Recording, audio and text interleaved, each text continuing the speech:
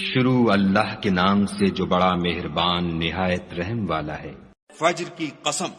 اور 10 راتوں کی اور جفت اور طاق کی اور رات کی جب جانے لگے، اور بے شک یہ چیزیں عقل مندوں کے نزدیک قسم کھانے کے لائق ہیں کہ کافروں کو ضرور عذاب ہوگا۔ کیا تم نے نہیں دیکھا کہ تمہارے پروردگار نے عاد کے ساتھ کیا کیا، جو ارم کہلاتے تھے اتنے دراز قد کہ تمام ملک میں ایسے پیدا نہیں ہوئے تھے، اور سمود کے ساتھ کیا کیا جو وادی قرا میں پتھر تراشتے اور گھر بناتے تھے،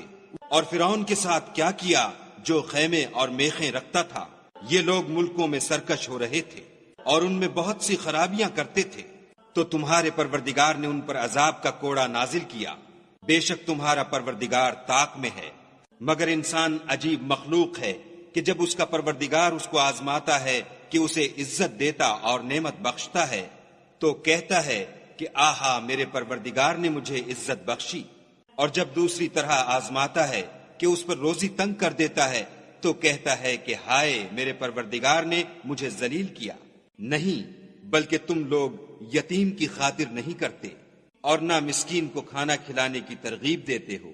اور میراث کے مال کو سمیٹ کر کھا جاتے ہو اور مال کو بہت ہی عزیز رکھتے ہو۔ تو جب زمین کی بلندی کوٹ کوٹ کر پست کر دی جائے گی اور تمہارا پروردگار جلوہ فرما ہوگا اور فرشتے قطار باندھ باندھ کر موجود ہوں گے، اور دوزخ اس دن حاضر کی جائے گی تو انسان اس دن متنبہ ہوگا،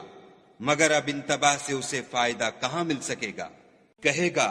کاش میں نے اپنی زندگی جاویدانی کے لیے کچھ آگے بھیجا ہوتا، تو اس دن نہ کوئی خدا کے عذاب کی طرح کا کسی کو عذاب دے گا اور نہ کوئی ویسا جکڑنا جکڑے گا۔ اے اطمینان پانے والی روح، اپنے پروردگار کی طرف لوٹ چل، تو اس سے راضی وہ تجھ سے راضی۔ تو میرے ممتاز بندوں میں شامل ہو جا اور میری بہشت میں داخل ہو جا۔